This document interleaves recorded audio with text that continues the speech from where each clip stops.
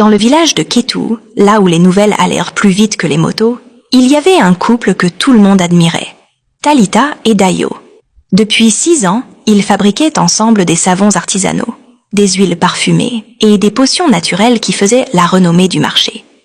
Leur petite boutique s'appelait Essence de Lune, et personne n'osait marcher devant sans s'arrêter pour sentir. Pas d'enfant, mais une union solide. Du moins, c'est ce qu'on croyait. Talita était une femme douce, toujours habillée avec élégance, toujours polie, toujours souriante. Très croyante aussi. Dayo, lui, avait la prestance d'un prince.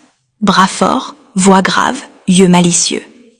Il avait conquis Talita comme dans un conte, et leur amour inspirait les jeunes couples du village. Mais peu à peu, les choses changèrent.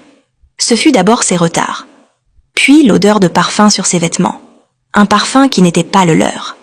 Ensuite, les silences. Il ne répondait plus quand elle parlait. Il évitait ses regards, et lorsqu'il souriait, ce n'était plus pour elle. Il riait plus fort avec les clientes.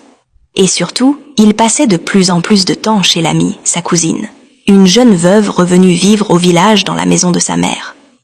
Talita l'avait toujours trouvée étrange, trop douce pour être honnête. Et maintenant, son mari y dormait souvent, sous prétexte qu'il l'aidait à rénover sa toiture. Le village remarqua tout. Comment peut-il ignorer une femme aussi dévouée? C'est elle qui a tout construit avec lui.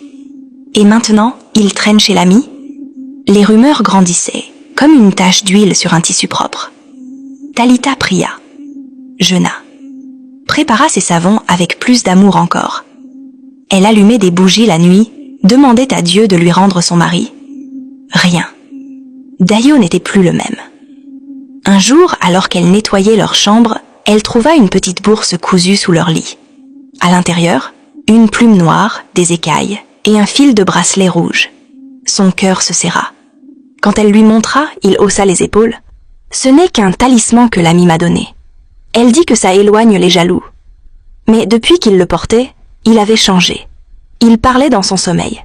Il transpirait même les nuits fraîches. Il fixait Talita comme si elle était une étrangère. Alors, une nuit, elle s'assit face à une bougie, seule, et murmura « Ce que je vis n'est pas naturel. » Le lendemain avant l'aube, elle partit. Elle ferma leur boutique, ne laissa aucun mot.